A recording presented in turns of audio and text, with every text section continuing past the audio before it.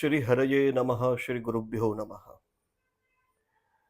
वासुदेव परम ज्ञानम, वासुदेव परम तपः, वासुदेव परो धर्मो, वासुदेव परा गतिः। श्रीमद् भागवत कहता है कि वासुदेव परम ज्ञानम। यहाँ पे ज्ञान शब्द का अर्थ है ज्ञान शास्त्रम। जिन शास्त्रों से ज्ञान का बोध होता है, तब प्रश्न होता है कि यदि शास्त्रों का तात्पर्य तो ज्ञान है, तो कहा नहीं, ज्ञान भी परमात्मा का ही स्वरूप है, इसीलिए वासुदेव परम ज्ञानम।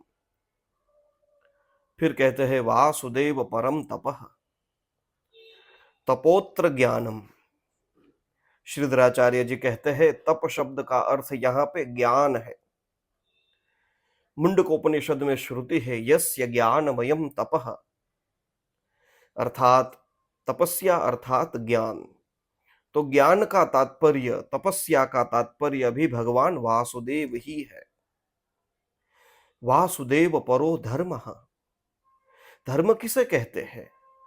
श्रीधराचार्य जी महाराज कहते हैं कि धर्मो धर्मशास्त्रम दान व्रतादि विषयम, जिसमें दान व्रत आदि, और इस धर्माचरण का तात्पर्य तो फिर स्वर्ग आदि फल की प्राप्ति है, ऐसा शास्त्रों में कहा है।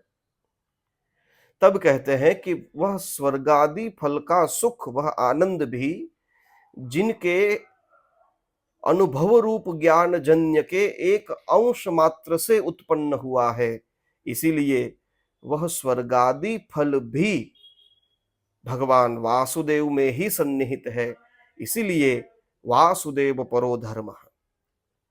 और स्वर्गादि गति कह लो, चाहे मोक्ष की गति कह दो, साधक के लिए, भक्त के लिए अंतिम यदि कुछ प्राप्य स्थान है तो वासुदेव परागति ही। सब कुछ भगवान वासुदेव में ही सन्निहित है। जय श्री कृष्ण।